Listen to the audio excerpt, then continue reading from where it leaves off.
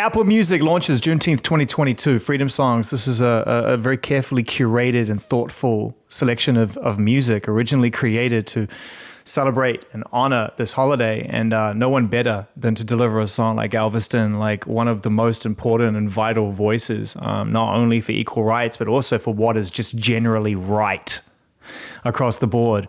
That's Lupe Fiasco I'm talking about. Good seeing you, Zane. How's things? Things are good, man. This is a powerful piece of music, and I can't imagine it was a regular day in the studio or a regular assignment for you. A subject that you're well versed in and very aware of. How was it turning that into art, into music, into a song like Galveston? I mean, songs like that are always unfortunate. You know what I'm saying? Like, I find myself to tell a lot of ghost stories. You know, when you look at kind of like what's the fundamental concept behind some of the stuff that I particularly talk about, it's a lot of bringing dead people back to life, trying to kind of conceptualize death in certain ways and kind of work through that and figure it out. And unfortunately, I'm somewhat decent at doing it, and I actually don't mind it. You know what I'm saying? Like, I actually feel like there's something about, speaking to legacy, speaking to history. But unfortunately, for us as Black people in America, a lot of that history is extremely violent. It's extremely oppressive. It's extremely demeaning. Even in our celebrations, you know what I'm saying? Even for Juneteenth, the one kind of big federal holiday that we got, outside of Martin Luther King Day, is like,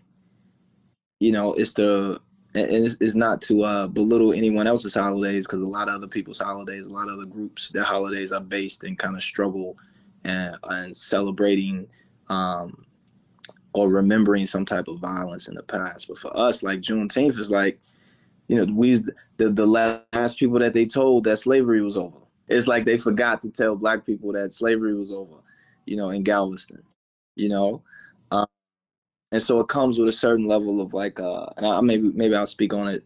Maybe I'll stop speaking right now. But it's unfortunate, that we got to make songs like that. But at the same time, too, it feels good to be able to be in a position of strength, in a position of power. Not truly equal, but at least we got our own footing to kind of direct and speak and act and have jobs of our own design and careers of our own design, and it's not kind of put together by some white folks. So, or maybe not. Many people know you for your ability to rip a mic, create incredible rap records. To be able to put this in historical context, even with those violent themes and the pain attached to it, it must feel somewhat rewarding for you as an artist in rap, to know that rap is here to tell that story, that you're alive at a time when that music can tell that story and can educate people. For me, it's like, I wish we didn't have to tell that story. I wish we didn't go through some of the pressure points and the pain points that created this thing that we do. I'd rather be a rocket scientist. You know what I'm saying? I'd rather be a evolutionary biologist. I'd rather be an astrophysicist, right? Like, I don't want the end all to be entertainment, basketball, like that. Like, that's not cool. So part, again, like, for me, like, Galveston's not a celebratory record. You know what I'm saying? It's a ghost story. Yeah. It's a warning to the past, to like, yeah, we celebrate, but and it's the funny part. I'm sure that they knew. I'm sure that my ancestors who were at the point of emancipation, and felt that shock wave of, them being considered or kind of labeled as being free, quote unquote, by the federal government at that time, were highly celebratory for a couple of days, but, Emancipation Proclamation, June 19th, 1865, right? Or at least when they found out in Galveston. But then guess what else gets born in 1865? The Ku Klux Klan. You know what I'm saying? That 1865. You feel me? So even when we get an opportunity to kind of celebrate something or opportunity to overcome, You know, they rip it from us. You know, Martin Luther King Jr. didn't die from natural causes. He got shot. You know, Malcolm X didn't die from natural causes. He got shot.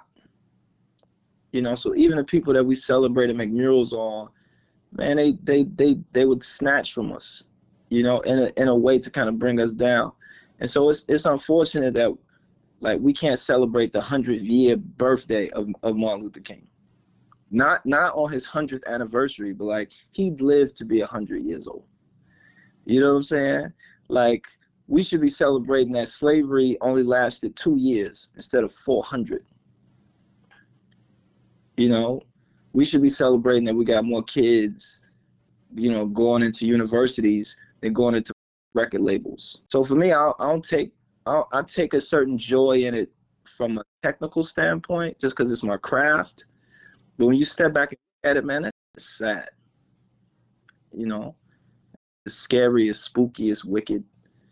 And it's always, I use other people like, nah, it's cool, it's fun, it's happy, it's this, and that's fine for them. But for the man in black, you know, for me, it's unfortunate that we got to make songs like that. And it's unfortunate that we got to do it in a form that was considered to be the lowest of the low. You know, we didn't get into the Grammys automatically. We had to wait decades. And you know what I'm saying? Like, we had to prove ourselves 100 different times and had to die and get shot for us to sell a bunch of records. And then we had to make the goofiest, dumbest, most violent in the world to get appreciation. Right. And now they're just using and abusing us. You know what I'm saying? Like posthumous album after posthumous album, kind of hoping to die. Yeah, hoping you go to jail so we can sell more records and you quote an album from prison like that. So, you know, I still got my beefs with this culture. I still like figured it out completely, but you know, such is life. You know, it's one of the things I've always really admired. Many things I admire about you, bro, is that you think this stuff through. And then when you figured out what you want to share, you do so unapologetically in a really decisive way, regardless of how people might feel about it. That's what I'm saying. It's a double-edged sword. You know, so I want to make sure that we know it's both sides of the sword, right? And I operate from a place of darkness and I operate from a place of pain.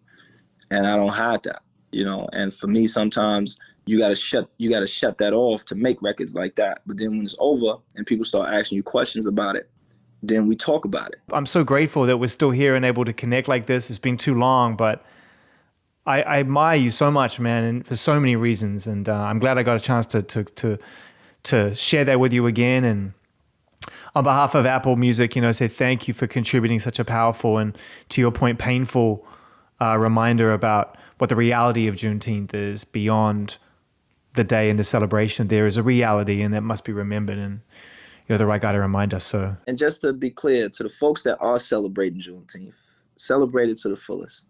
You know, like I'm just the dark dude, the weirdo in the corner watching your back. But as you celebrate it deeply. Enjoy the playlist, enjoy the music, enjoy the festivities, create your own festivities. It's a holiday that has been so undesigned for so long. You know, take the opportunity to design what Juneteenth means for you and how you choose to celebrate it for you and yours. And all are welcome. You know, it's not just a black holiday; it's a people's holiday, a reminder of overcoming some of the that's in this world. And we're gonna do it with style. We're gonna do it with grace. We're gonna do it with flair, but we're gonna do it with dignity and remembrance as well. So, happy Juneteenth, everybody.